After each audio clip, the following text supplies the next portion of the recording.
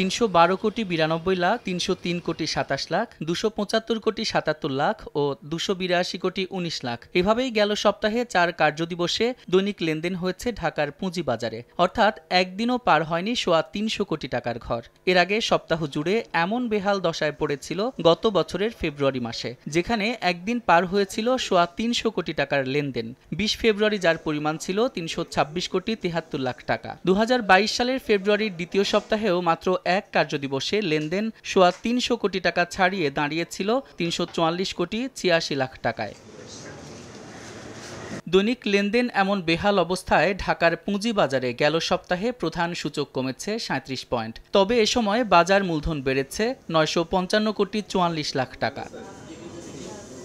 খাতভিত্তিক লেনদেনের বিশ্লেষণে দেখা যাচ্ছে ২১টির মধ্যে দৈনিক গড় লেনদেন কমেছে ১৮টি খাতের কোম্পানির। পতন থেকে ঘুরে দাঁড়িয়েছে ব্যাংকের শেয়ার, ৫% কিছুটা বেড়ে এ খাতে ৩৬ কোম্পানির শেয়ারের গড় লেনদেন ঠেকেছে ৩৪ কোটি ৪৪ লাখ টাকায়। আর লেনদেন বেড়েছে জীবন বীমা ও ট্যানারি খাতে।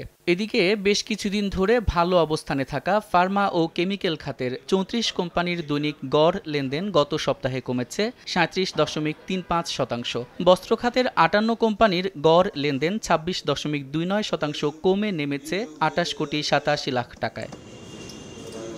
সপ্তাহ জুড়ে দাম বৃদ্ধির তালিকায় থাকা শীর্ষ ৫ কোম্পানির মধ্যে নেই এ ক্যাটাগরির কোনো প্রতিষ্ঠান। ২টি বি ক্যাটাগরির ও ৩টি রয়েছে জেড ক্যাটাগরির। দাম কমতির শীর্ষ ৫ প্রতিষ্ঠানের তালিকায় অবশ্য ২টি রয়েছে এ ক্যাটাগরির, ১টি বি ও ২টি রয়েছে জেড ক্যাটাগরির। সাদিক হাসান ইমন, সময় সংবাদ, ঢাকা।